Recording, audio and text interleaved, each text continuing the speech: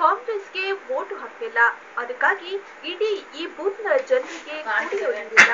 ಕೇವಲ ಕಾಂಗ್ರೆಸ್ಗೆ ವೋಟ್ ಹಾಕಿಲ್ಲ ಅನ್ನೋ ಕಾರಣಕ್ಕೆ ಬೆಂಗಳೂರಿನ ರಾಮಚಂದ್ರಪುರದ ಕುವೆಂಪು ನಗರದಲ್ಲಿ ನೀರಿನ ವ್ಯವಸ್ಥೆಯೇ ಕಟ್ ಮಾಡಲಾಗಿದೆ.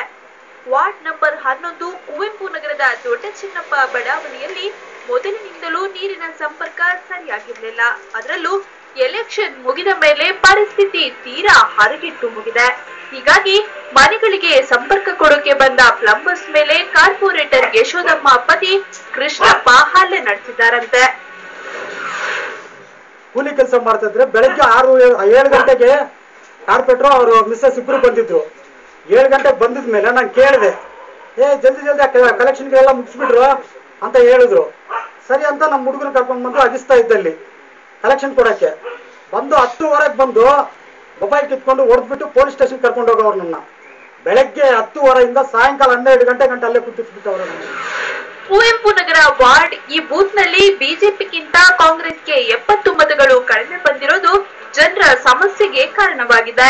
ಇನ್ನು ಜನರು ನೀರಿನ ಸಮಸ್ಯೆ ಬಗ್ಗೆ ಕಾರ್ಪೊರೇಟರ್ ಬಳಿ ಹೋಗಿ ಕೇಳಿದ್ರೆ ಅವರ ಪತಿ ಕೃಷ್ಣಪ್ಪ, ನೀವು ಕಾಂಗ್ರೆಸ್ಗೆ ವೋಟ್ ಹಾಕಿಲ್ಲ, ಬಿಜೆಪಿ ಹಾಗೂ ಜೆಡಿಎಸ್ ಬಳಿ ಕೇಳ್ಕೊಳ್ಳಿ ಅಂತ ಹೇಳ್ತಾರೆ.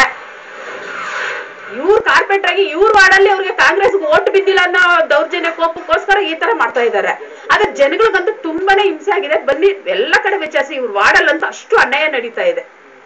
ನಮ್ ಕಾಂಗ್ರೆಸ್ಗೆ ವೋಟ್ ಬಿದ್ದಿಲ್ಲ, ನಿಮ್ಗೆ ಯಾರಿಗೂ ನೀರು ಹಾಕಲ್ಲ ಅಂತ ಹೇಳ್ಬಿಟ್ಟು ಇಡೀ ಲೈವ್ ಆಗಿ ಕಡೆಯಲ್ಲ ಫುಲ್ಲು 2 ಲೈನ್ ಬಂದು ಇಡೀ ಲೇಡೀಸ್ ಹತ್ರ ಬಂದು ದಬ್ಬಳಿಕೆ ಹಾಕಿದ್ದಾರೆ.